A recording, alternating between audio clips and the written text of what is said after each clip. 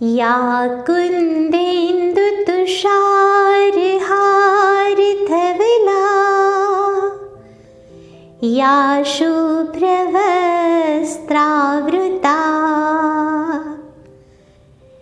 या वीणावरदण्डमण्डितकरा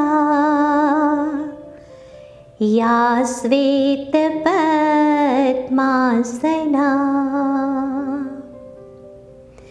या ब्रह्माच्युतशङ्कर प्रभृतिभिः देवे सदा वन्दितां सा मां पातु सरस्वती भगवती निशेषजारापः।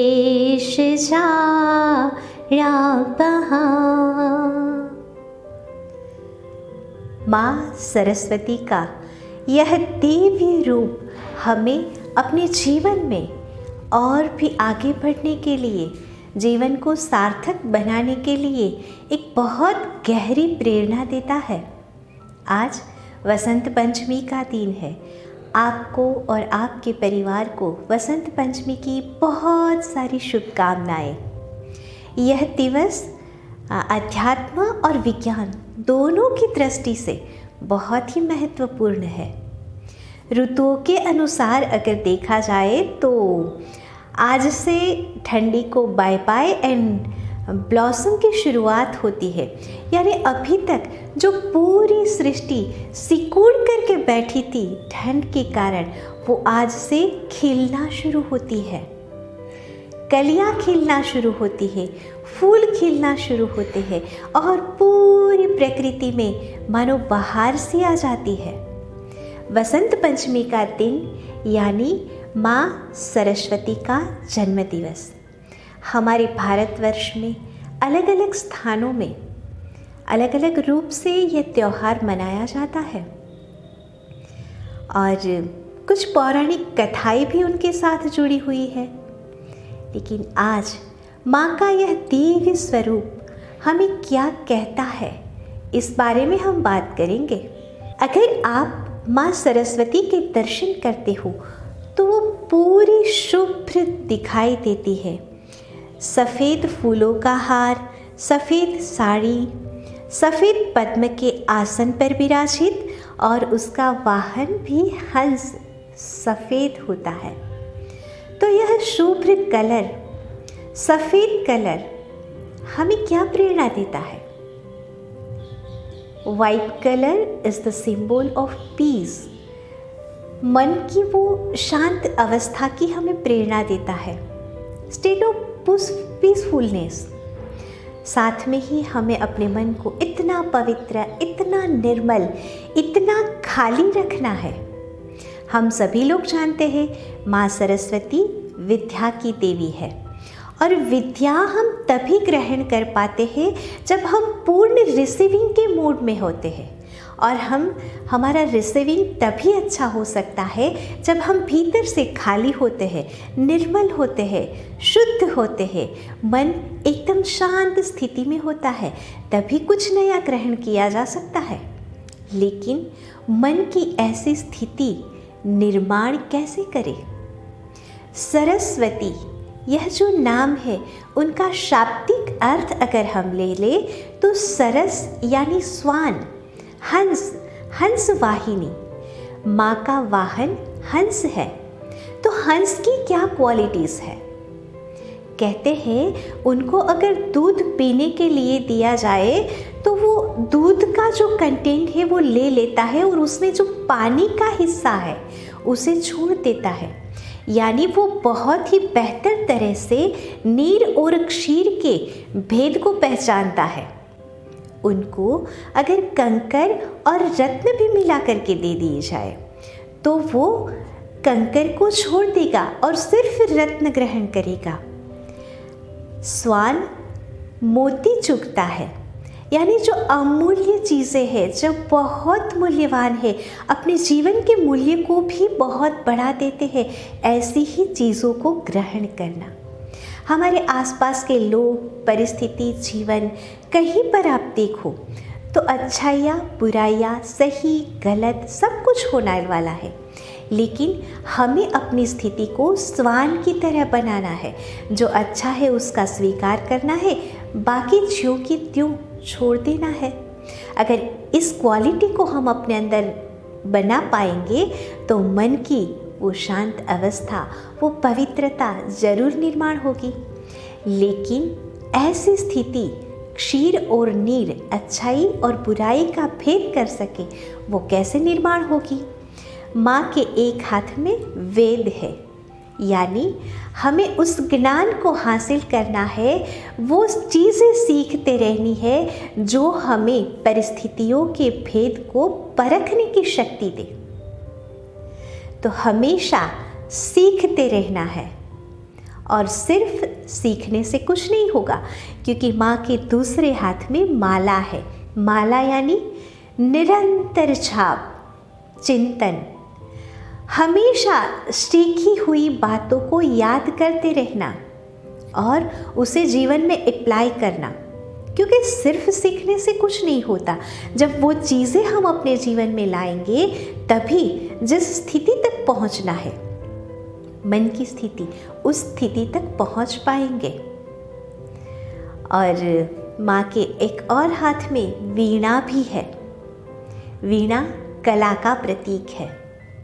मैंने मेरे गुरुजी से सीखा है कि सिर्फ ज्ञान, ये भी सीखना है, वो भी सीखना है, मुझे इतना पता है, मैं ये जानती हूँ, इस तरीके से सिर्फ ज्ञान अगर आप हासिल करते रहोगे, सिर्फ नॉलेज बढ़ता रहेगा, तो ड्राइनेस आने की संभावना है।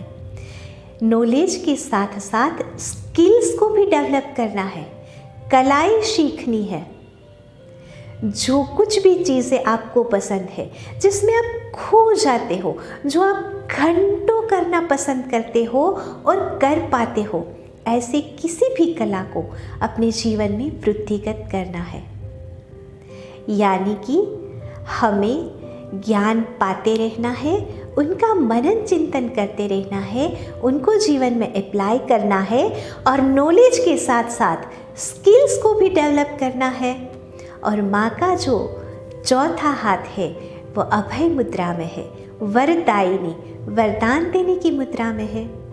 यानी कि माँ हमेशा हमें तथास्तु तो कहती ही है, लेकिन इससे हमें ये भी सीखना है कि सिर्फ पाना है, पाना है, पाना है, इस कोशिश के पीछे नहीं दौड़ना है, कुछ देना भी सीखना है।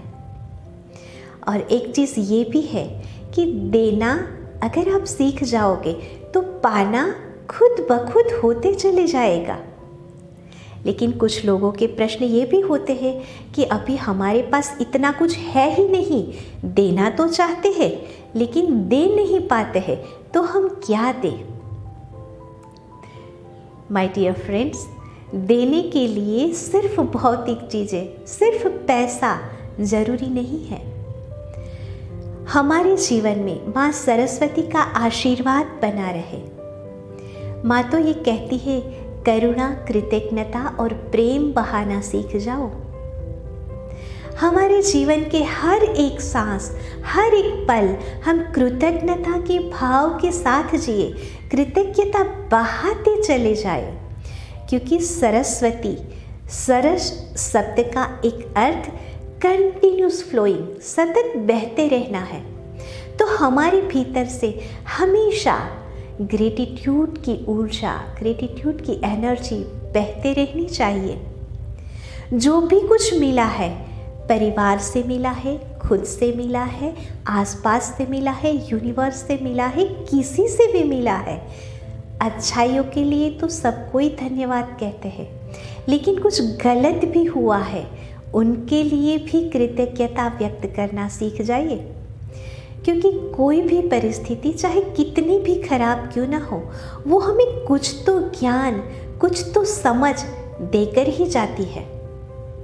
और प्रेम जो माँ के जीवन का परम तत्व है, क्योंकि विद्या के साथ अगर प्रेम का संयम नहीं होगा तो वो विद्या व्यर्थ है। सो प्रेम और कृतज्ञता, ये दो बातें अगर हमारे पास कुछ और है भी या नहीं, हम अपने आप से किसी और को दे सकते हैं। और यह पूरा साइकिल जब कंप्लीट होता है ना, तब सही मायने में हम विद्या को ग्रहण कर पाते हैं।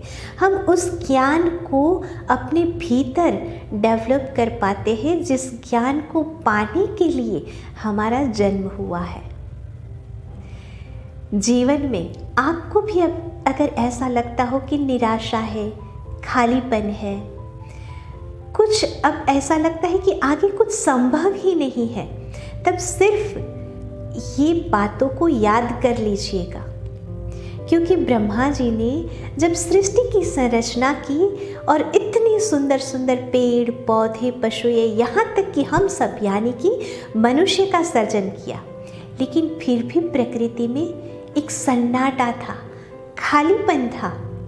और उस खालीपन को भरने के लिए कहते हैं माँ सरस्वती का अवतरण हुआ। उन्हें अपनी वीणा के नाद से संगीत छेड़ा और पूरी प्रकृति में नाद भर गया।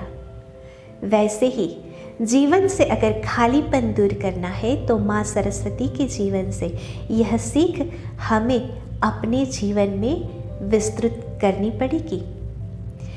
माँ सरस्वती का आगमन और वसंत पंचमी के दिन के साथ एक और भी पौराणिक कथा जुड़ी हुई है, शबरी जी की। हम सब लोग शबरी को जानते हैं और ये भी पता है कि उसने राम को जूठे बेर खिलाए थे, लेकिन यूं ही उसके दर पे राम नहीं आ गए थे।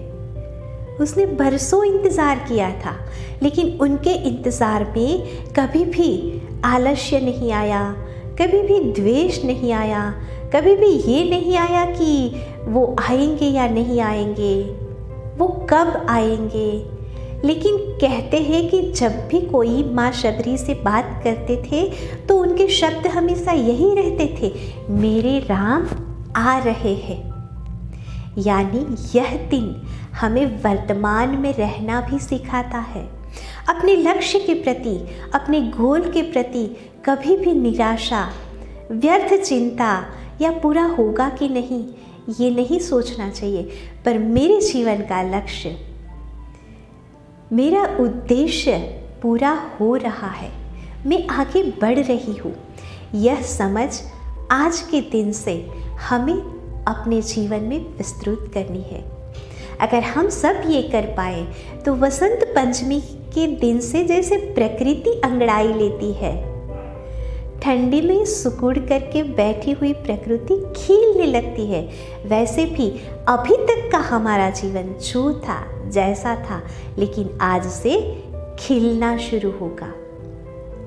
आपके जीवन में हमेशा वसंत छाई रहे, आपके बगीचे के फूल बहुत खिले और सुगंध को फैलाते रहे, आपका परिवार हमेशा दिव्य गुणों से महकता रहे। ऐसी बहुत सारी शुभकामनाओं के साथ आप सभी को हैप्पी वसंत पंचमी।